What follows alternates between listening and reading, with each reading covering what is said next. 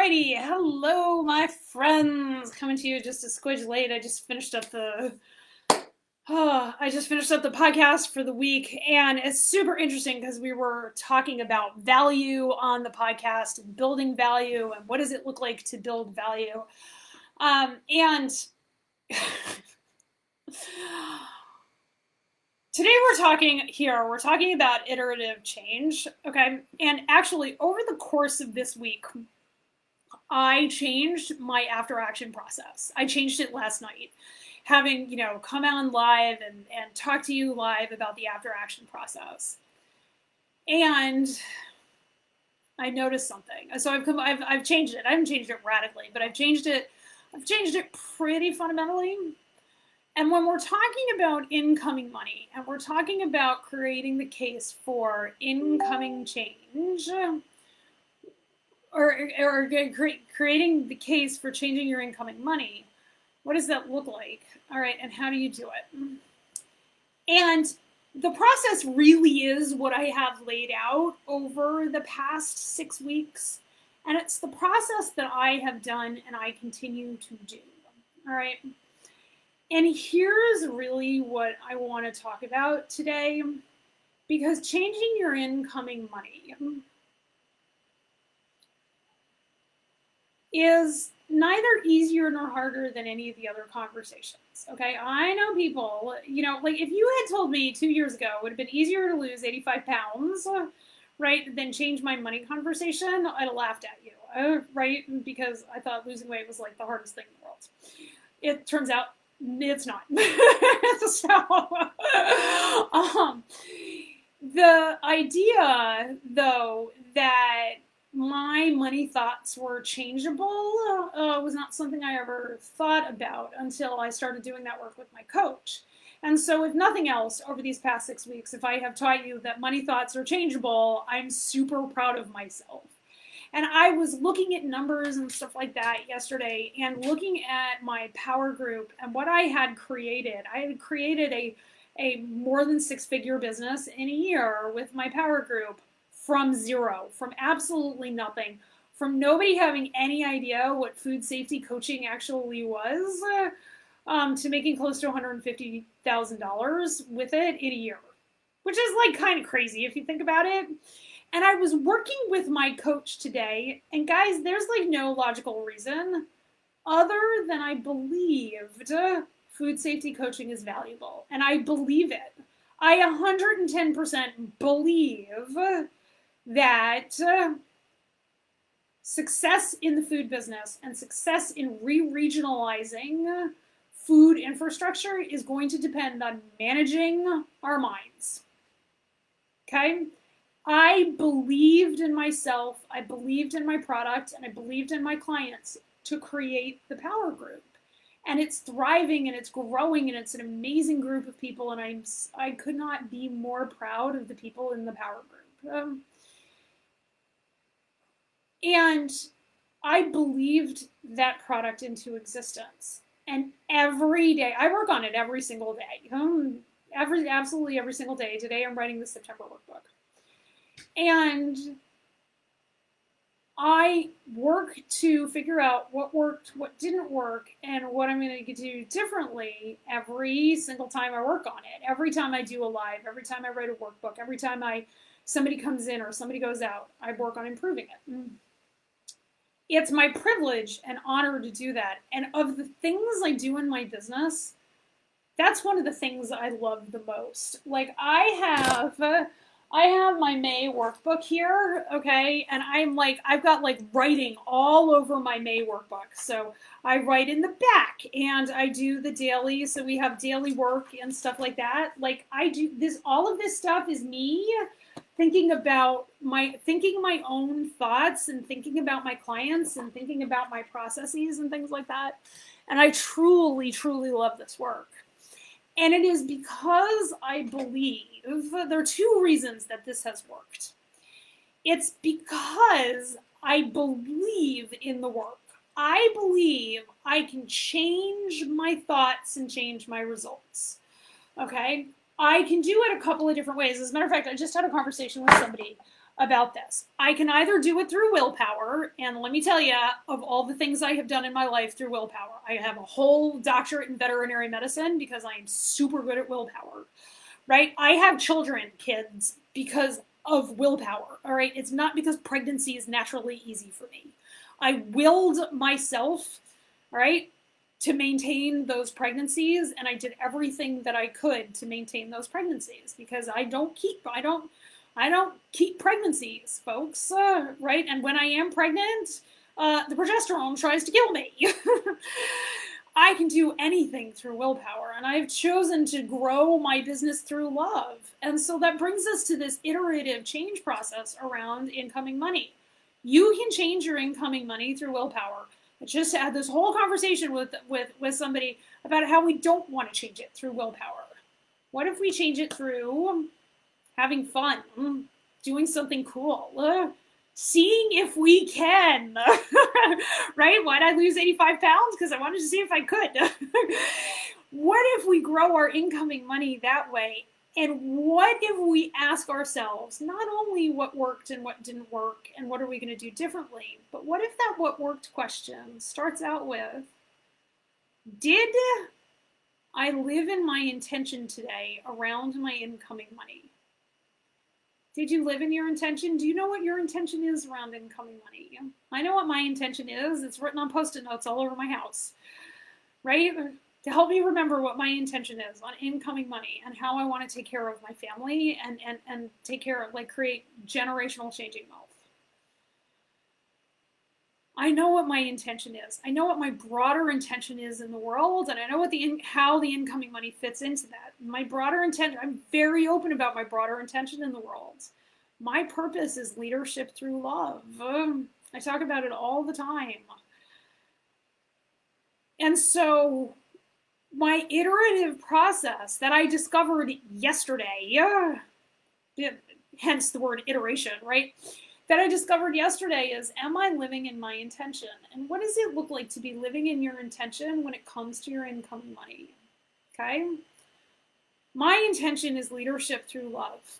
I run a business. I have accounts receivable. What does leadership through love look like in terms of accounts receivable? Does it look like saying other people are responsible for my accounts receivable? Or does it look like I'm responsible for my accounts receivable? Does it look like I can't do anything about it when people decide to stop paying me? You know, coronavirus happened, and a lot of people just quit paying, right? How am I taking 100% responsibility? How am I putting on a lens of leadership through love around those sorts of questions?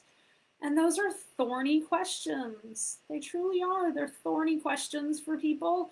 They deserve time and attention and effort to think about. So then the next question becomes is, how wasn't I living in my intention today? And if you want to talk about your incoming money, how am I not living in my intention and incoming money? When I'm avoiding my business, I'm not living in my intention and incoming money. I get that, right? And I really kind of didn't get it until yesterday. But what does it look like for you to sit down and say, how wasn't I living in my intention and incoming money today? Probably easier for you to ask that question and answer it for outgoing money because it's pretty easy to look at your credit card slips. But what does that look like?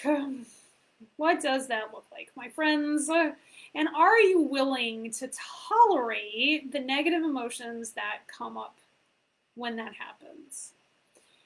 And I asked that question because I had a true transformation between asking those questions last night and some of the coaching I did myself this morning and some of the things that I was thinking this morning, a lot of which ended up in an essay on LinkedIn, which I think I posted in the proofing box and I posted on my personal page. But go find me on LinkedIn and read the essay. And it's pretty good, right? It's pretty good. Pretty proud of it. And what I really realized is that of all the things that I think about incoming money, I have this question about deserving and who deserves money. And why do we deserve money? And how is deserving money tied to how hard we work and all that sort of stuff? And I was working with my coach today, and she asked the question, who deserves wealth? Who deserves riches? And I was like, well, people who give back to the world. How do you give back to the world, Michelle? She asked. And I want you to answer that same question.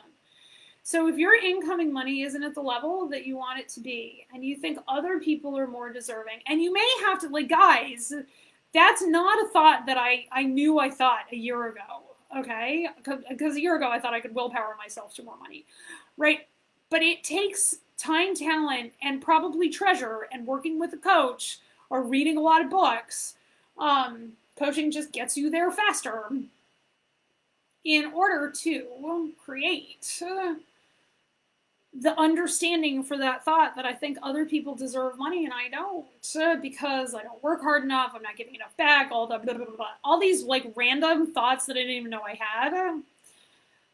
But the truth is that I provide value and I change lives. People tell me this, like on a daily basis, that I've totally changed their life, and it's amazing. It's absolutely amazing, and I love it. I had more than one person tell me this week they love their job now. I mean, think of how gratifying that is. Yeah, it's, money buys my kids shoes, but it's amazing, and it's so gratifying to know that people love what they do because of the tools that I have taught them. And people tell me that, and all they consume is the free stuff. Right? But the free stuff totally puts value out there in the marketplace. People have told me that they've actually started their business solely based on what I put out in the podcast. That's amazing, guys. Right? My business has grown because of what I have put out there, and in the next quarter, I think in the next quarter, almost to the next quarter. No, I guess it'll be in Q4. We're going to hit the 100th podcast. And so I'm planning for that. I'm writing for what my life is going to be like in the fall. And that too is a process of iterative change, because the woman who I am in the fall is going to be even more in tune with what her intention is, even more having the conversation of how am I leading through love? Who am I leading through love? And what does that look like in my life? And that, my friends, is a super fun conversation. And it all comes from the fact that I am willing to sit down every night and say, what worked? How did I live in my intention? What didn't work? How didn't I live in my intention? And what am I going to do differently tomorrow? And all of that is allowing me to clean up the litter inside my own self around people pleasing. Right? I think so much of my conversation in the world is about whether or not I'm going to people please. And I just got done with a conversation with somebody, and he's like, yeah, I don't people please and I don't care. Right? And the amount of freedom, can you imagine the amount of freedom that is? And like, that's where I want to get to. And he said, people think that it's arrogant, and that is just other people's thought. Whether or not somebody thinks I'm arrogant, I've no control over whether or not they decide to think that, right? I have people who get wicked pissed at me, and I don't have any control over that. I have control over whether, even in their pissitude, I am leading with love. Am I creating the possibility for them to create their business through love? That's what I'm responsible for. I'm not responsible for anything else. So part of iterative change is putting down the things you aren't responsible for in incoming money. Because the only thing that you are responsible for is putting value out into the universe. And if you get a paycheck, you are still responsible for that. And you can ask yourself, how can I deliver more value? This, my friends, is not the same question of how do I work harder. How do I deliver more value? Well, it's a life-changing question. And if you really want to change your incoming money situation, I promise, if you start with the question, how do I deliver value? Well, you will never go wrong. And if you want slightly more granular questions, to whom do you wish to deliver value? What is your intention in delivering value to them? What problems do they have? As my friend Michael Port says, why is their ass on fire? What are their compelling desires? What are they out there doing that they wanted that they aren't doing because they have reasons that they can't? Maybe having to do with money. What does it look like in your life to create such overwhelming value in the world that you are able to build a foundation of wealth and community and your systems, right? In food, we talk about compliance systems. You may have other systems, right? That creates the freedom and the opportunity. And then you can go be an example of what's possible in freedom and opportunity. And when you decide to do that, you will create freedom and opportunity for others, because they will see your example and they will say, I want some of that. And they either ask you for help, or they will take what they observe and they will apply it to their own selves. And either way, we're enlarging the pie. We are lifting all boats in that conversation. And doesn't that feel amazing? Who doesn't want that privilege? And we all have that privilege. Whether you're a minimum wage worker or you're the CEO of a company or you're somebody in between. Living in your intention a lot of the time looks like saying yes when you're scared, doing it anyway, of being daring and bold and being afraid of looking a fool and doing it anyway, of being in the arena, as Teddy Roosevelt said. And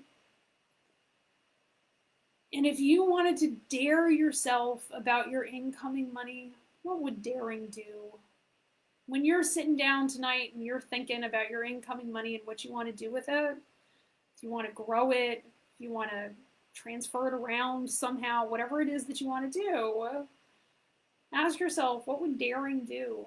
Daring would look inside and look at your heart and look at your intention in the world and be that intention and be so bold as to be the person the universe is calling you to be.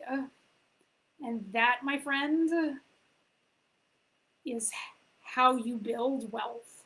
That is how you increase the total incoming money that you have. It's a fascinating, brave journey, and I'm so engaged on being on it. And I'm not gonna lie to you, it is not easy, but it starts with simple belief that you are valuable, and the whole entire conversation flows from there. And if you want to borrow my belief in your value, I want you to I tell people this all the time, take post-it notes, write, I am valuable. Or if you don't believe that, okay, and you're going to bludgeon yourself with the belief that I am valuable, here's what I want you to write, okay? And you can say, I'm putting this down so you can screenshot it. All right? And it says, Dr. P believes that I am valuable. All right? I'm going to hold this up to the camera. All